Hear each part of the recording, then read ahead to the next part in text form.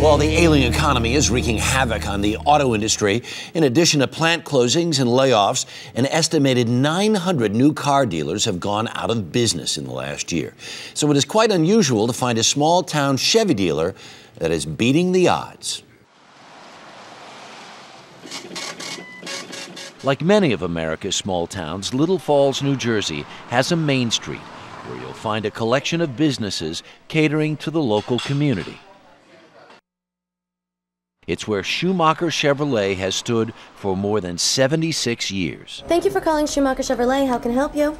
It's not exactly gigantic. No, it's not. Right. That's not necessary. Is this a little car dealership or medium Well, it's size? bigger than the biggest right now because I'm outselling highway dealerships. In fact, Schumacher Chevrolet is outselling most of General Motors. While sales at GM are down considerably, Schumacher is up an astonishing 119%. How is that? I don't know. Do you really not know? I don't know. I think that, well, I mean, I know that we treat people fairly. We have a very high referral list of customers, second and third generation. Anyone who ever drove a Chevy came here in this area. Judy Schumacher-Tilton's father first built this dealership with a borrowed $500 back in 1933. Today, no money is owed on the 6-acre property, which keeps overhead low. But Schumacher-Tilton says their success is really about old-fashioned customer service. We have relationships with our customers.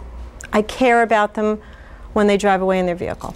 Why do you think this place is surviving when, if you probably go in 5 miles in any direction, you can find any number of dealerships that have laid people off where they're in trouble? Right. Why do you think this place?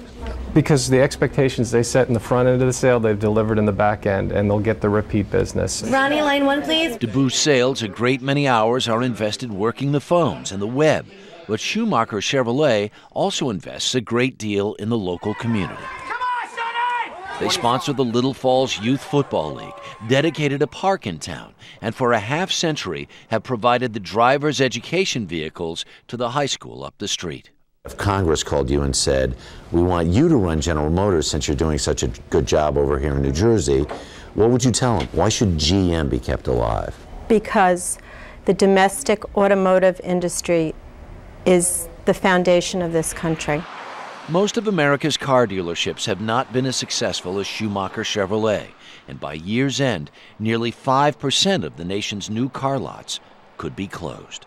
What would happen to your business if in 2 months you woke up and General Motors said, we're done, we can't do this anymore? I'd figure it out, just like my father did. He made flamethrowers for the U.S.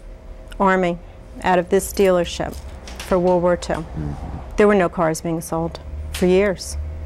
He figured it out. And you'll figure it out. And I'll figure it out. Other car dealers will soon need to figure it out as well. GM CEO Rick Wagner says he will likely cut 1,700 of the company's 6,400 dealerships over the next several years.